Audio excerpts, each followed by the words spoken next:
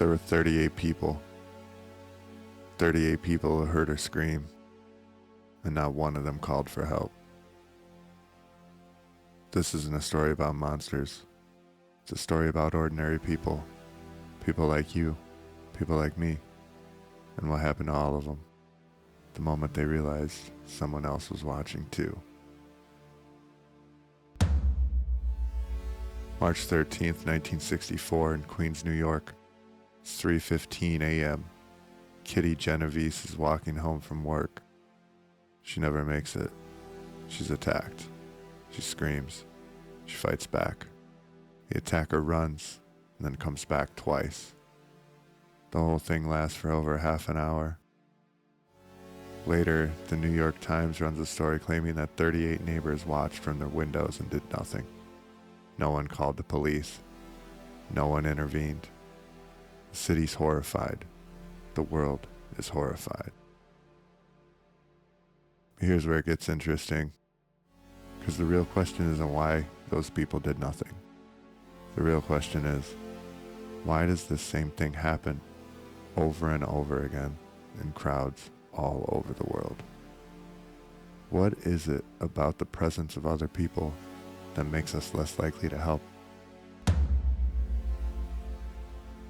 Two social psychologists, John Darley and Bibb Latané, read that newspaper story and decided to find out. They designed one of the most unsettling experiments in the history of psychology.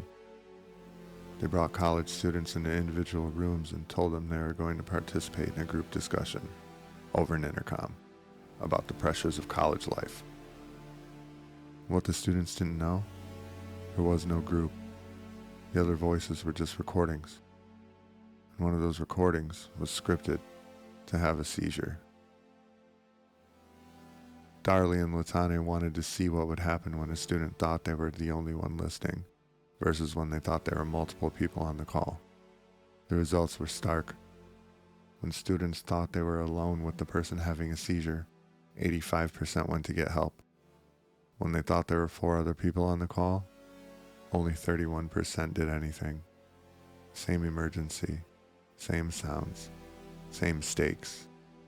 The only thing that changed was how many witnesses they thought were there. So what's actually happening inside the brain during these moments? 2 things. They work together in a way that's almost perfectly designed to make us freeze. First is called diffusion of responsibility. In a crowd, responsibility spreads thin. When you're alone and someone needs help, the weight of that falls entirely on you. You feel it. But if you're surrounded by others, your brain quietly does the math. Somebody else will probably handle it. The more people present, the smaller your personal share of obligation feels. It's not cruelty, it's math. The second is pluralistic ignorance. Here's where it gets strange.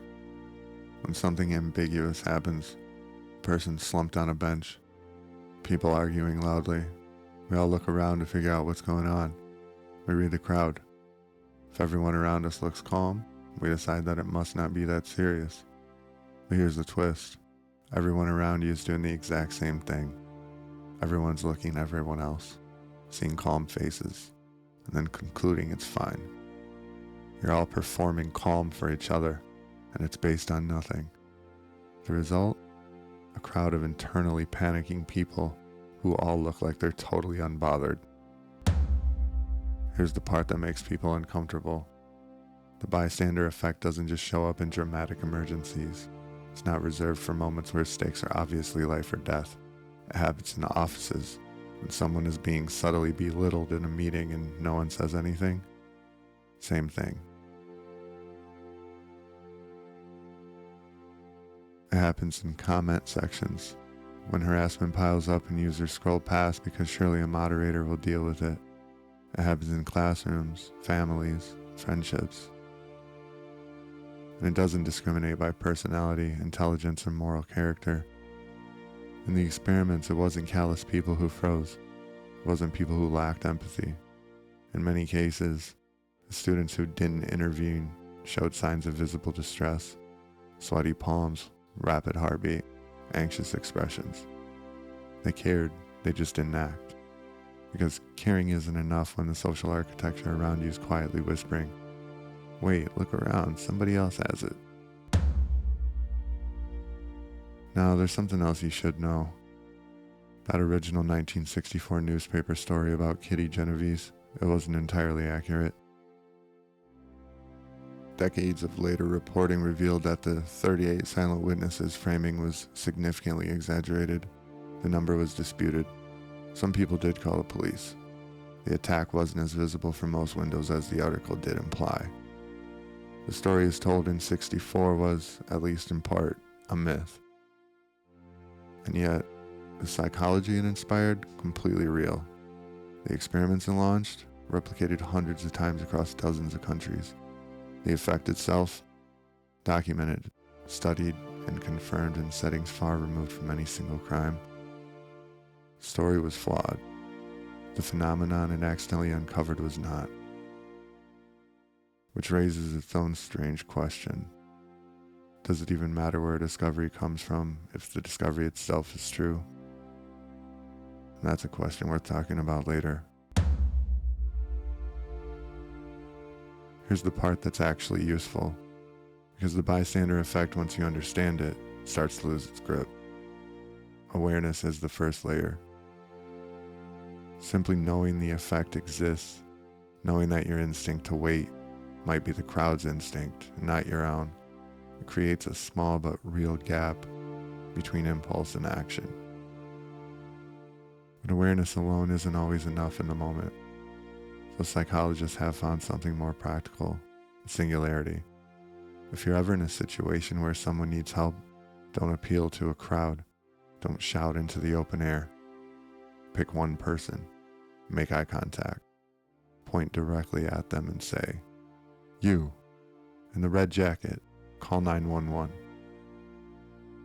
The moment responsibility lands on one specific person, the diffusion disappears. They're no longer one of many. They're the guy. This one shift from broadcasting to targeting has been shown to dramatically increase the likelihood of real action.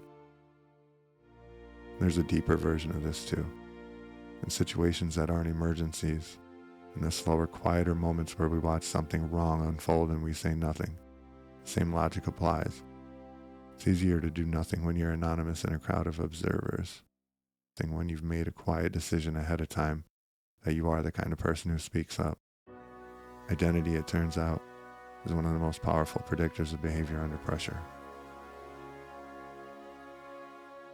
38 people, or maybe not exactly 38, maybe fewer, maybe some of them did try, but somewhere, in some form, on that night in 1964, enough people didn't act, and the ones who didn't probably weren't villains. There were people caught in the same invisible machinery we all carry around with us. The bystander effect isn't a flaw in bad people. It's a feature of the social wiring. Same wiring that helps us get through everyday life, that makes us scan our environment, look to others, share the cognitive load of reality. It just has this shadow side. But knowing the shadow is there, it might be the only edge that we get. Thanks for watching. Subscribe for more like this.